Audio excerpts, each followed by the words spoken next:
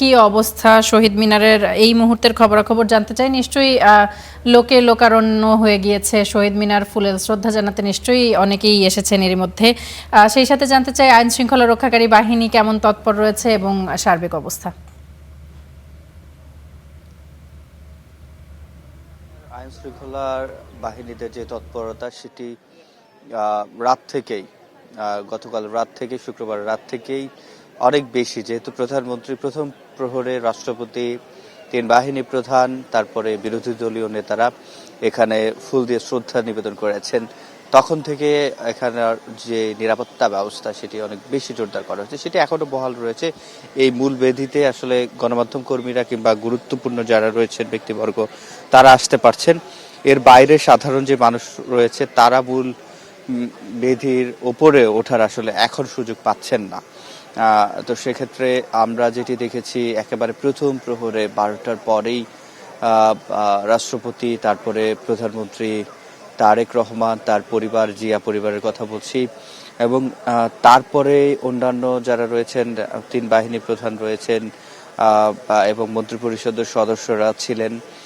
পরবর্তী সময় বিরোধী দলীয় নেতা, জামায়াতের আমির এবং নাহিদ ইসলামকে আমরা দেখেছি, তারা এখানে ফুল দিয়েছেন এবং তাদের যে শ্রদ্ধা নিবেদন, সে ফুলের সেটি এখনো এখানে রয়েছে। দেখতে পাচ্ছেন বাংলাদেশ সেনাবাহিনী, নৌবাহিনী, বিমান বাহিনী প্রধান তারা শ্রদ্ধা জানিয়েছেন। এবং এরপরে ভোর থেকে আমরা যেটি দেখছি, ঠিক কিছুক্ষণ আগেই প্রধান বিচারপতি তিনি এখানে শ্রদ্ধা নিবেদন শেষে গিয়েছেন। এবং আমরা যেটি জানি, এই যে মায়ের ভাষার সম্মান সমুন্নত রাখার জন্য বাংলার বীর সন্তানরা 52তে জীবন দিয়েছে, আত্মত্যাগ করেছে, তাদেরকে স্মরণ করার জন্য, তাদেরকে শ্রদ্ধা জানানোর জন্য, তাদের মাধ্যমে, তাদেরকে শ্রদ্ধা জানানোর মাধ্যমে বাঙালিকে, বাংলাদেশের মানুষকে আবারও মনে করিয়ে দেওয়ার, সেই সালাম, বরকত, রফিক, জব্বার সহ আরও যারা এই মাটির বীর সন্তান, তাদের আত্মত্যাগের কথা মনে করিয়ে দিয়ে, বারবার মনে করিয়ে দেয়া হচ্ছে বাঙালি জাতি তার নিজের শব্দ, বাক্য, নিজের ভাষার জন্য জীবন দিতে পারে। তারা স্বাধীনতার সংগ্রাম নিজেদের জন্য, নিজের মাটির রক্ষার জন্য করতে পারে। এবং বাংলাদেশে যাতে এই যে নিজের ভাষা স্বাধীনতা সেটি সমুন্নত থাকে, তার জন্য যখন তারা জীবন দিয়েছে, এগুলোকে এই স্বাধীনতাকে সমুন্নত রাখার জন্য, ভাষার স্বাধীনতাকে, ভাষাকে সমুন্নত রাখার জন্য, মর্যাদায় রাখার জন্য বাঙালি যাতে আরো বেশি কাজ করে, সেটি আসলে মনে করিয়ে দেয়া। এবং এই একটা দিনে আমরা যেটি দেখি, সরকারি দল, বিরোধী দল, সব পক্ষ একসাথ হন, এই বেদিতে আসেন, এই যে প্রাঙ্গণটি রয়েছে এই প্রাঙ্গণে আসেন। ঠিক এই প্রাঙ্গণের বেশি দূরে নয়, অদূরেই যে মিছিল হয়েছিল রফিক, বরকত যেখানে শহীদ হয়েছিল, এই ঢাকা বিশ্ববিদ্যালয় ক্যাম্পাসে 144 ধারা ভেঙে ছাত্রছাত্রীরা যে মিছিল বের করেছিল, সেখানে পুলিশের গুলিতে তারা নিহত হন 1952-র 21শে ফেব্রুয়ারি। তারপরে এটি আসলে আমরা যেটি জানি, 1999 সালের 17 নভেম্বর ইউনেস্কো 21শে ফেব্রুয়ারিকে আন্তর্জাতিক মাতৃভাষা দিবস হিসেবে স্বীকৃতি দিয়েছিল এবং তারপর থেকে বিশ্বজুড়ে এই দিবসটি পালিত হয়। এবং 1952 সালের 21শে ফেব্রুয়ারি তৎকালীন পাকিস্তান যে সরকার ছিল, তারা বাংলাকে রাষ্ট্রভাষা হিসেবে স্বীকৃতি না দেওয়া এবং পাকিস্তানের একমাত্র ভাষা, রাষ্ট্রভাষা হিসেবে উর্দুকে চাপিয়ে দেওয়ার প্রতিবাদে মূলত ঢাকায় ছাত্র সাধারণ জনগণের রাস্তায় নেমে আসা, শহীদ হওয়া। এবং আমরা এখন মূল বেদির একেবারে সামনে দেখতে পাচ্ছেন, এখানে সাধারণ সর্বস্তরের যারা মানুষ রয়েছেন, সব শ্রেণী পেশার মানুষ এখানে ফুল দিয়ে শ্রদ্ধা নিবেদন করেছেন, শহীদদের স্মরণ করেছেন, ভাষা সৈনিকদের স্মরণ করেছেন।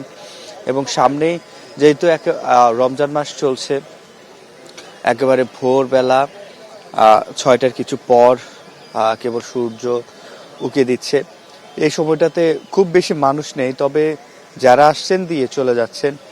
কেউ কেউ এখানে স্মৃতি ধরে রাখার জন্য ফ্রেমবন্দি হচ্ছেন, মুঠোফোনে কয়েকটা ছবি তুলে নিচ্ছেন এবং তাদের যে সন্তানদেরকে হাত ধরে নিয়ে এসেছেন অনেকে। আমরা দেখেছি পরিবার, প্রিয়জন, বন্ধুদেরকে নিয়ে অনেকে এসেছেন, একসাথে একাও এসেছেন কেউ কেউ। তবে সময়ের সাথে, যেহেতু প্রথম প্রহরেই প্রধানমন্ত্রী, রাষ্ট্রপতি বা বিরোধী দলীয় নেতা সহ রাষ্ট্রের গুরুত্বপূর্ণ যারা রয়েছেন তারা এসে ফুল দিয়েছেন। তো তাদের যে শ্রদ্ধা নিবেদন সে সময় আমরা যেটি দেখেছি তখন এখানে বেশ ভিড় ছিল। এবং আজকের এই যে এখানকার আজকের এই মাতৃভাষাকে স্মরণ করার দিনে যারা ভাষার জন্য জীবন দিয়েছেন সেই ভাষা সৈনিকদের, ভাষা শহীদদের স্মরণ করার দিনে ঢাকা বিশ্ববিদ্যালয় এবং কেন্দ্রীয় শহীদ মিনার আশপাশের যে এলাকা রয়েছে সেই আশপাশের এলাকা কড়া নিরাপত্তার চাদরে ঢেকে রাখা হয়েছে। আমরা চেকিং ব্যবস্থা দেখেছি, গুরুত্বপূর্ণ গাড়ি, গণমাধ্যম কিংবা ইমার্জেন্সি, যেহেতু আশপাশে ঢাকা বিশ্ববিদ্যালয় এবং পাশেই রয়েছে ঢাকা মেডিকেলের ইমার্জেন্সি বিভাগ, সেক্ষেত্রে জরুরি গাড়ি ছাড়া কাউকে ভেতরে গাড়ি দিয়ে প্রবেশ করতে দেওয়া হচ্ছে না। কিংবা ঢাকা বিশ্ববিদ্যালয়ে যারা আবাসিকে থাকেন তাদেরকে দেওয়া হচ্ছে, গণমাধ্যম কর্মীদেরকে দেওয়া হচ্ছে। বাকি যারা রয়েছেন দূরত্ব রেখে, গাড়ি রেখে, পার্কিং করেই তারা পায়ে হেঁটে আসছেন, খালি পায়ে শহীদ বেদিতে আসছেন, শ্রদ্ধা জানাচ্ছেন, ভাষা শহীদদেরকে স্মরণ করছেন। এবং দেখতে পাচ্ছেন ফুল দিয়ে দুজনকে আমরা দেখতে পাচ্ছি আমাদের ক্যামেরার চোখে নিশ্চয়ই। কেউ কেউ আমরা দেখছি সড়ক পরিবহন ও সেতু মন্ত্রণালয় থেকে, তারপর নৌ পরিবহন মন্ত্রণালয়, তারা দেখা যায় একখণ্ড মিছিল নিয়ে ভেতরে প্রবেশ করেছেন। তারা এখানে হয়তো ফুল দেবেন। এবং আমরা দেখতে পাচ্ছি সড়ক পরিবহন নৌ মন্ত্রণালয়ের যিনি প্রতিমন্ত্রী রয়েছেন হাবিবুর রশিদ, বিএনপি থেকে নির্বাচিত হয়েছেন ঢাকা ৯ থেকে, তিনি ফুল দেওয়ার জন্য তার সাথে যারা নেতাকর্মী রয়েছেন, তার মন্ত্রণালয়ে যারা কর্মকর্তা রয়েছেন তাদেরকে নিয়ে তিনি ভেতরে প্রবেশ করছেন। এবং সেই শ্রদ্ধাঞ্জলির যে ব্যানার সেটি দেখা যাচ্ছে। এবং এই যে সকাল যখন হলো, ধীরে ধীরে যারা মন্ত্রী, প্রতিমন্ত্রী, অনেকে রাতে দিয়েছেন, মন্ত্রী প্রতিমন্ত্রীরা আসবেন, সর্বস্তরের যারা নেতাকর্মী রয়েছেন, সর্বস্তরের মানুষ রয়েছেন যারা, তারা এসে ফুল দিয়ে শ্রদ্ধা নিবেদন করবেন। এবং ধীরে ধীরে প্রতিমন্ত্রীর নেতৃত্বে যেই খণ্ড মিছিল বলা যায়, তারা আসছেন এবং ফুল দিয়ে শ্রদ্ধা নিবেদন করছেন। এই যে প্রধানমন্ত্রী, রাষ্ট্রপতি, 3 বাহিনী প্রধান, তাদের ফুল দেওয়ার পরে একে একে যারা গুরুত্বপূর্ণ ব্যক্তিরা রয়েছেন তারা শ্রদ্ধা নিবেদন করছেন। নৌ পরিবহন মন্ত্রণালয়ে যিনি প্রতিমন্ত্রী রয়েছেন হাবিবুর রশিদ, তিনি শ্রদ্ধা জানাচ্ছেন ফুল দিয়ে। এবং তার সহকর্মী যারা রয়েছেন তারা রয়েছেন 21 ফেব্রুয়ারি শহীদ দিবস, আন্তর্জাতিক মাতৃভাষা দিবস উপলক্ষে ভাষা শহীদদের প্রতি গভীর শ্রদ্ধাঞ্জলি, সেটি আমরা দেখছি। এবং সেই শ্রদ্ধাঞ্জলিতে একে একে বাংলাদেশের যারা রয়েছেন শিক্ষক, বুদ্ধিজীবী, রাজনৈতিক বিশ্লেষক, আপামর জনগণ, তারা এখানে এসে ফুল দিয়ে শ্রদ্ধা নিবেদন করছেন, স্মরণ করছেন, গভীর শ্রদ্ধা জানাচ্ছেন, শ্রদ্ধাঞ্জলি ফুল দিয়ে শ্রদ্ধা জানাচ্ছেন এবং নীরবে দাঁড়িয়ে আছেন, তারা দেখতে পাচ্ছেন। এবং আমরা একেবারে প্রথমবারের মতো নির্বাচিত হয়ে তারেক রহমান, তিনি তার যেই নেতাকর্মীরা এবং তিনি সপরিবারে এসে সেখানে শ্রদ্ধা জানিয়েছেন। আমরা দেখছি যে হাবিবুর রশিদ প্রতিমন্ত্রী, নবনির্বাচিত, প্রথমবারের মতো নির্বাচন করে তিনি এখানে নির্বাচিত হয়েছেন। আমরা সেটি দেখছি। হাবিবুর রশিদ তিনি হয়তো কিছুক্ষণের মধ্যেই কথা বলবেন এবং আমরা হাবিবুর রশিদের সাথে একটু কথা বলতে চাইব। তিনি গণমাধ্যমের সাথে হয়তো কথা বলবেন। এবং এই যে মন্ত্রী প্রতিমন্ত্রীরা, তারা কিছুক্ষণের মধ্যেই এক এক করে তারা এখানে আসতে থাকবেন এবং শ্রদ্ধা নিবেদন করবেন। বিএনপি ঢাকা ৯ থেকে নির্বাচিত হয়েছেন এবং তিনি এবারে দায়িত্ব পেয়েছেন, প্রথমবারের মতো নির্বাচিত হয়ে দায়িত্ব পেয়েছেন শহীদদের স্মরণ করার জন্য। তিনি এখানে এসেছেন এবং আমরা তার সাথে কথা বলতে চাইব নিশ্চয়ই।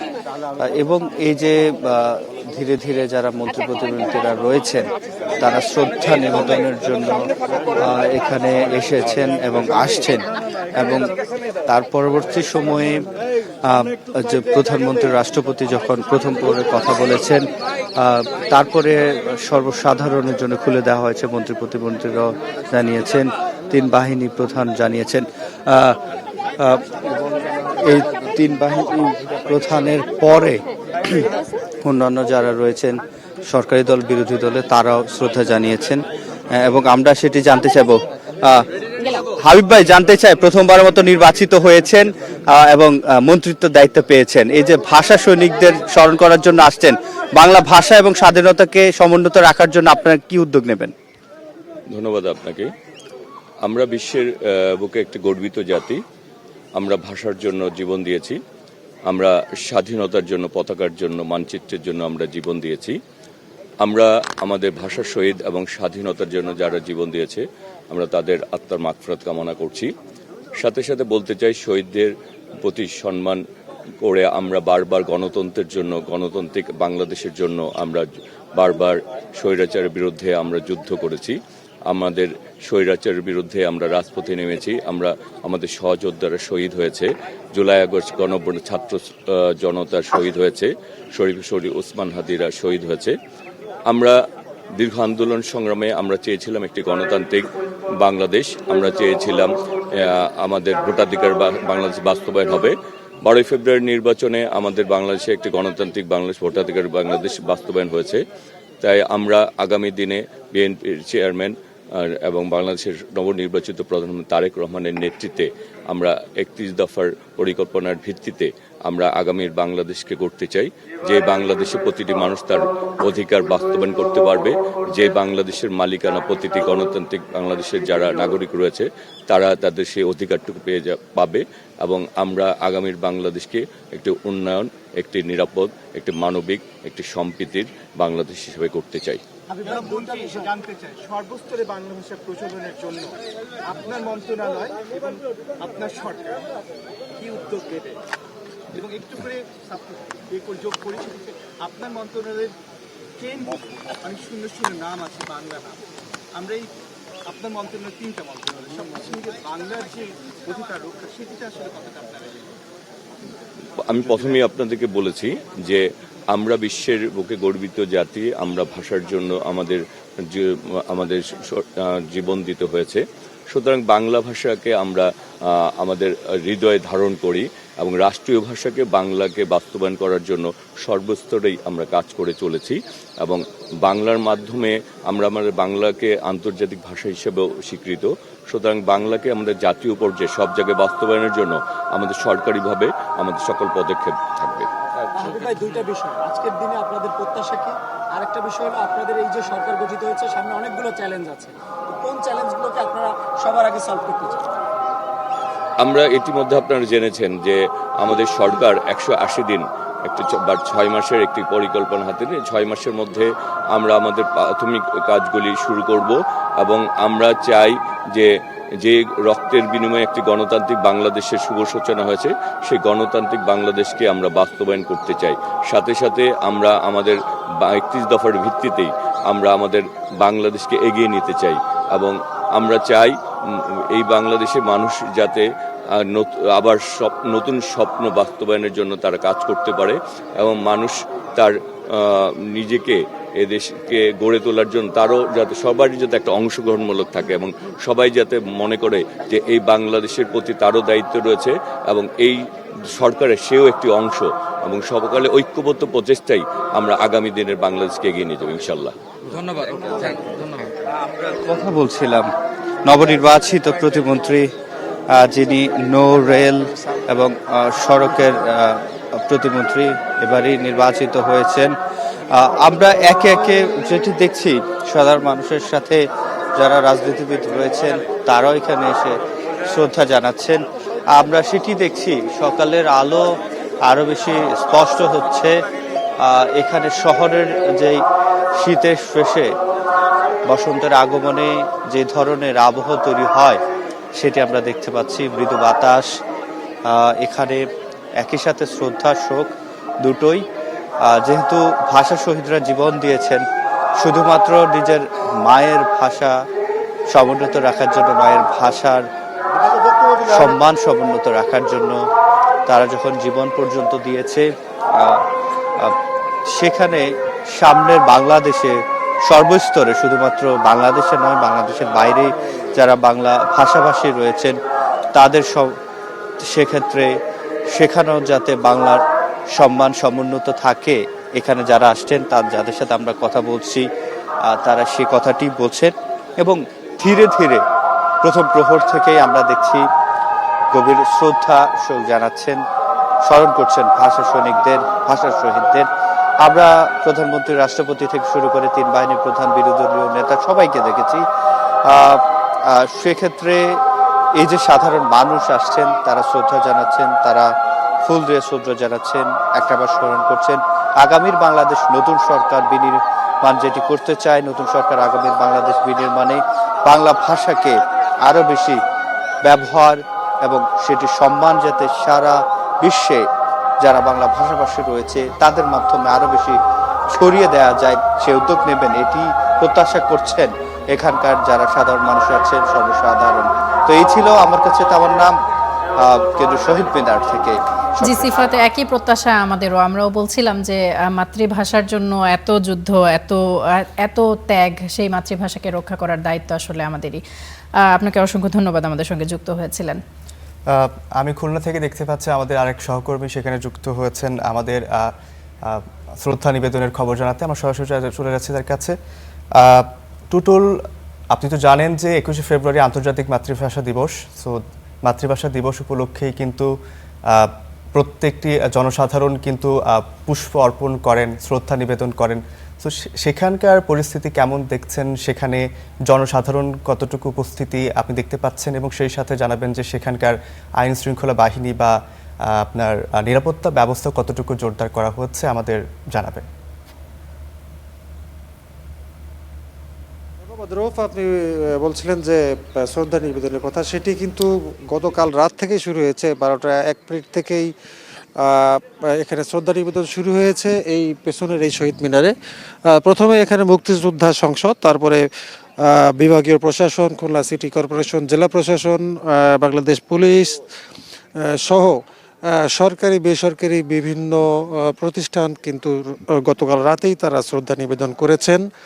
এবং সেই সাথে সাধারণ মানুষও অনেকেই এসেছিলেন গতকাল রাতে। তবে রাত হওয়াতে যে সাধারণ জনগণ বা সাধারণ মানুষ যেটি বলা হয়ে থাকে সেটি কিন্তু এই সকাল থেকেই এখন শুরু হচ্ছে। ভোরের আলো ফোটার সাথে সাথেই শুরু হয়েছে, মানুষ আসতে শুরু করেছেন। ছোট ছোট শিশুদেরও আমরা দেখতে পাচ্ছি, একেবারেই ছোট ছোট শিশু তার বাবা মায়ের সাথে এসেছেন এই শ্রদ্ধা নিবেদন করতে। আসলে মাতৃভাষা এবং শহীদ দিবস, এটি ভাষার জন্য যে পৃথিবীতে একটি জাতি জীবন দান করেছেন সেটি হচ্ছে এই বাঙালি জাতি। সে কারণে এটি একটি মাতৃভাষা দিবস হিসেবে আন্তর্জাতিকভাবে স্বীকৃতি পেয়েছে। এবং এই ভাষা, আমরা গতকাল কথা বলেছিলাম বিভিন্ন মানুষের সাথে, যে এই ভাষাটি সর্বজনীন এখনো যে হয়নি, সেটিতে তারা অনেকে আক্ষেপ করেছে যে 21শে ফেব্রুয়ারি আসলে শুধু এই ভাষার কথা বলা হয়, এটির মর্যাদা তুলে ধরা হয়, কিন্তু সর্বজনীনভাবে